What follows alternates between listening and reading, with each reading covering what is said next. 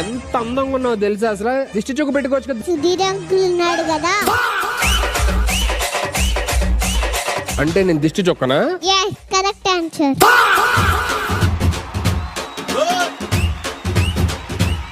నువ్వు ఫీల్ అయితే సారీ మా. ఎందుకమ్మా మేనకోళ్ళ మామయ్య సారీ చెప్పిద్దా?